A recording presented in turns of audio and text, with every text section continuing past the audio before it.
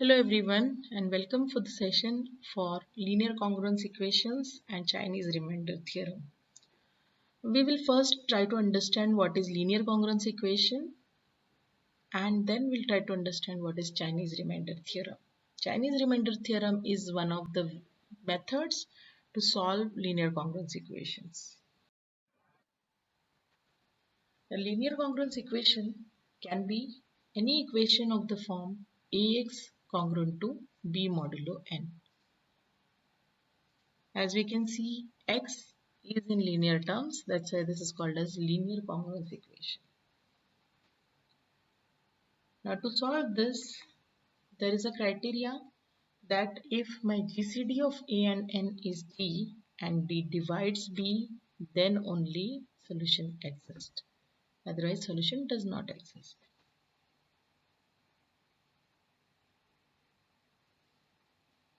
We can solve the equation by dividing it by A. That is another way to solve this. There are many ways possible to solve a linear congruence equation. We'll be discussing one or two ways here.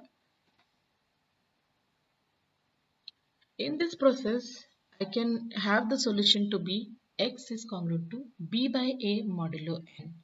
Now this b by a, if it itself is an integer, then that is the required solution. But if it is not an integer, we have to convert this b by a into integer by finding an appropriate multiple of n. By adding appropriate multiple of n, we can get the integer and that integer itself is the solution of the given congruence equation.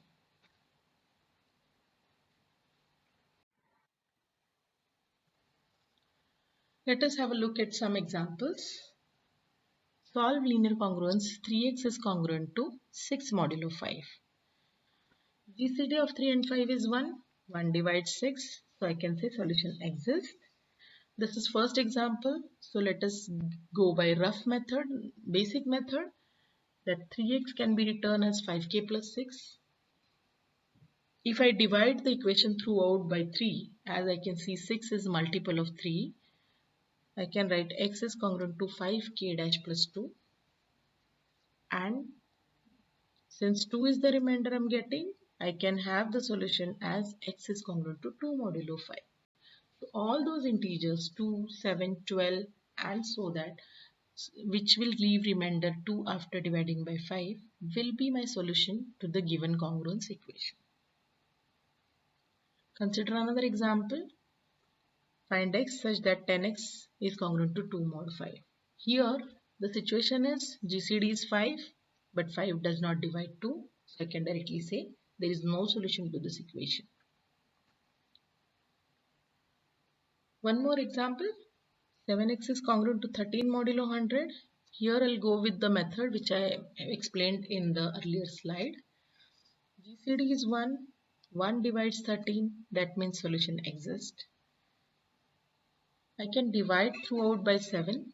X is congruent to 13 by 7. As we can see, 13 by 7 is not an integer. Let us try to find the multiple of 100.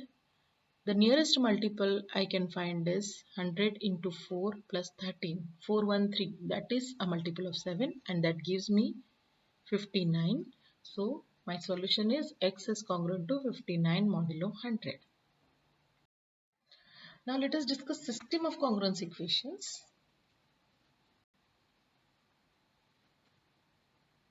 When I have multiple congruence equations, linear congruence equations, which have common solution, this multiple equations, more than two equations, are called as system of congruence equation, linear congruence equations, and Chinese remainder theorem is one of the method to solve such system.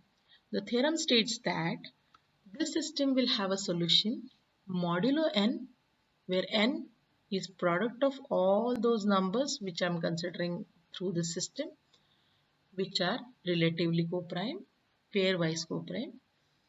Then only this system will have a unique solution. Working procedure. Firstly, we will calculate the product capital N. Then after finding this capital N, We'll calculate capital Ni for each of the integer we are considering. By doing this, we can get a co-prime pair. Using this capital Ni, we will write a new equation, Ni xi congruent to 1 modulo Ni. And we will solve these linear congruence equation individually by observation or by any other method. This is actually finding inverse of Ni modulo Ni. How we will discuss it in the example. After finding these solution xi's, we can write x bar as sum of ai xi ni, and this x bar is common solution for the system of linear congruences. Let us try to understand this procedure using an example. We have considered a system with two congruence equations. In first equation, x is leaving remainder 2 when I divide it by 7, and x is leaving remainder 3 when I divide it by 8. Let us write remainders as ai's and the integers as ni's. We will calculate capital N, which is product of both numbers. Capital Ni's will be calculated. N1 will be calculated by N divided by N1, and capital N2 will be N divided by N2. Here we have only two equations, so we are getting the same numbers in exchanged positions, but when there are more equations, we may not get the same thing. We'll write a new equation using these capital N1. 8x1 is congruent to 1 modulo 7. By observation, we can see x8 itself is congruent to 1 modulo 7. So my x1 equal to 1 serves the purpose. Okay. So most of the times by observation only you are going to get the answer. Second equation gives me 7x1 is congruent to 1 modulo 8. Here I need to find multiple of 7 which leaves remainder 1 when I divide it by 8. The first thing comes to my mind is 7 into 2, 7 into 1, 7 into 2, 7 into 3, so on. I can get it up at 7 x1 equal to x2 equal to 7. 7 into 7 is 49, which leaves remainder 1. But at the same time, if I put minus 1 and I go with negative remainder, then still I can get the answer as 1 modulo 8. So here I have mentioned two values. There can be many more values, but any one value is sufficient. So we can go with 7 here. Since we are considering first example, we'll take the positive values. In later examples, we are going to discuss about negative values also. And then you can see that it makes no difference that what value you choose here. Let us calculate x bar here. X bar is obtained here as 233. So my solution is x congruent to 233 modulo 56. But as I can see, this 233 is bigger than 56. So I can further reduce it to 9 modulo 56. And this is my required solution. And this solution will satisfy both the congruency relations. Let us consider one or two more examples. Find the smallest number which leaves remainder 2, 4, 3 when divided by 9, 10 and 7 respectively. That means I need to find x which leaves remainder 2 modulo 9, 4 modulo 10 and 3 modulo 7. That means again I have a system of congruence equation with me. Let me mention a1 is 2, a2 is 4, a3 is 3, all the remainders. My integers are 9, 10 and 7. You can see pairwise 9 and 10 are co-prime, 10 and 7 are co-prime, 9 and 7 are co-prime. They don't have a common multiple, common divisor. Capital N is calculated, that is 630. My capital N1, N2 and N3 I have calculated 70, 63 and 90. With capital N1, we can get the equation 70x1 is congruent to 1 modulo 9.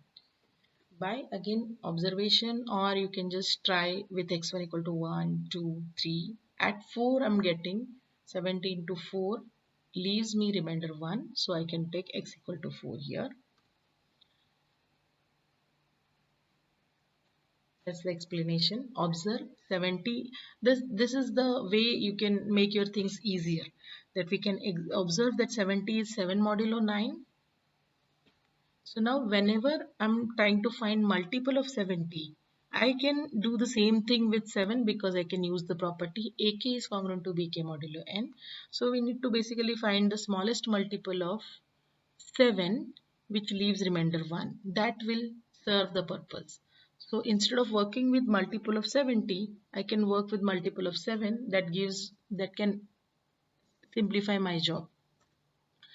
So I can see for 7 into 4 gives me 28. 28 leaves remainder 1 when I divide by 9. Right? Therefore, instead of working with 70, I'm working with its remainder, and that's the benefit of congruency relation. Let us continue. Second equation is like this. Here by observation or any other thing we can get x2 equal to minus 3. How? Let us discuss it this way. That 63 into minus 3 will be 3 into minus 3 modulo 10. Why? Because 63 will leave remainder 3. So instead of working with 63, I'll prefer to work with 3. And 3 into minus 3, that is minus 9, will leave remainder 1 when I divide it by 10. So I can go with, if for this example, we'll go with negative number, and I can show you that it makes no difference that if we take negative or positive number, because ultimately we are trying to find the remainder. So even if we take the positive number, we'll be getting some bigger multiple which can be further reduced using theory of congruences. Thus, 63 into minus 3 is congruent to 1 modulo 10. So my x2 is minus 3. Third equation, I can easily say 91 is multiple of 7. That's why I'm trying to see if I shift this 1, if I shift this 1 to the left hand side, I get 91.